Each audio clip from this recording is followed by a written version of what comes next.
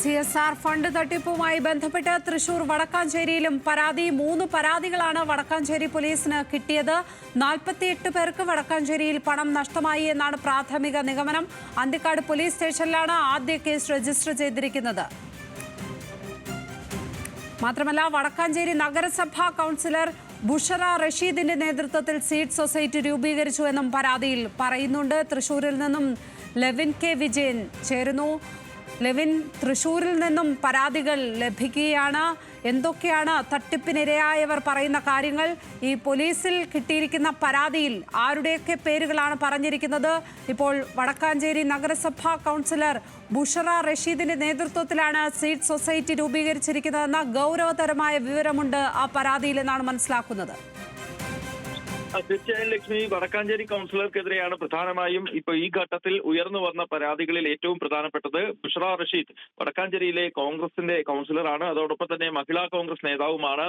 ഇവരുടെ നേതൃത്വത്തിൽ ഈ സൊസൈറ്റികൾ രൂപീകരിച്ച്, സീഡ് സൊസൈറ്റി രൂപീകരിച്ച് വനിതകളെ ആകർഷിച്ചു, തുടർന്ന് സാമ്പത്തിക തട്ടിപ്പ് നടത്തി എന്നുള്ളതാണ് ഏറ്റവും പ്രധാനപ്പെട്ട പരാതി. ഈ കുറെ അധികം ആളുകൾ, ഏകദേശം 50-ൽ പരം ആളുകളുടെ സംഘങ്ങളാണ് ഇവർ രൂപീകരിച്ചത്. അതിനുശേഷം ഈ വഞ്ചിതരായപ്പെട്ട ആളുകൾ ഈ തട്ടിപ്പ് വാർത്തകൾ പുറത്തു വന്നതോടുകൂടിയാണ് പരാതിപ്പെടാൻ തയ്യാറായിരിക്കുന്നത്. ഈ തട്ടിപ്പ് തിരിച്ചറിഞ്ഞ് ആദ്യഘട്ടത്തിൽ ചോദ്യം ചെയ്ത ആളുകളോട് ബുഷറ അടക്കമുള്ള ആളുകൾ ഈ സംഭവത്തിൽ നേരിട്ട് പങ്കുള്ള ആളുകൾ പലരും പണം നഷ്ടമാവില്ല, നഷ്ടമായ പണം വേഗത്തിൽ തിരിച്ചു തരും എന്നുള്ള ഉറപ്പ് നൽകിയിരുന്നു. ഒരു ജനപ്രതിനിധി കൂടി ആയതുകൊണ്ട് തന്നെ ഇവരുടെ ഉറപ്പിൽ വിശ്വസിച്ചാണ് പല ആളുകളും പരാതി നൽകാതിരുന്നത്. പക്ഷേ CSR ഫണ്ട് തട്ടിപ്പുമായി ബന്ധപ്പെട്ടുകൊണ്ട് മറ്റു ജില്ലകളിൽ നിന്നുകൂടി പരാതികൾ വ്യാപകമായി ഉയർന്നു വന്നതോടുകൂടിയാണ് പലരും പരാതി നൽകാനായിരിക്കുന്നത്.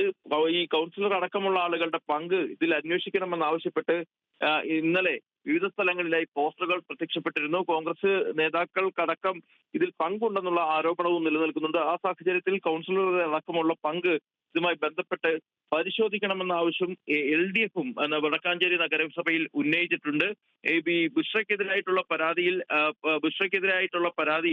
48 പേർക്ക് വടക്കാഞ്ചേരിയിൽ നിന്ന് മാത്രം പരാതി നൽകിയിട്ടുള്ളതായിട്ടാണ് അറിവ്. ഇനിയുള്ള ദിവസങ്ങളിൽ കൂടുതൽ പരാതികളും എത്തുമെന്ന് തന്നെയാണ് പോലീസ് കണക്കുകൂട്ടുന്നത്. പ്രധാനമായും ഈ ജില്ലകളിലെ മറ്റ് കേന്ദ്രങ്ങൾ കേന്ദ്രീകരിച്ചുകൊണ്ടും പരാതിയുണ്ട്. തൃശ്ശൂരിൽ FIR രജിസ്റ്റർ ചെയ്തിട്ടുണ്ട്.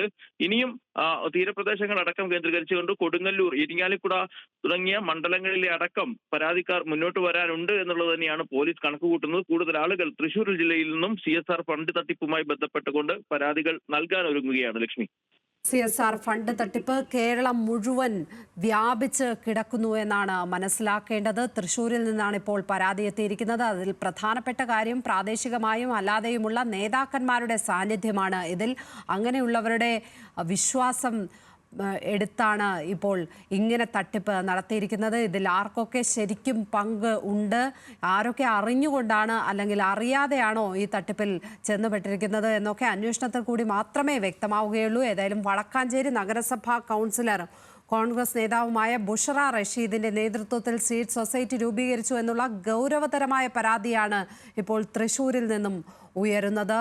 ലെവിൻ കെ വിജയനാണ് വിശദാംശങ്ങൾ പങ്കുവച്ചത് തൃശ്ശൂരിൽ നിന്ന്.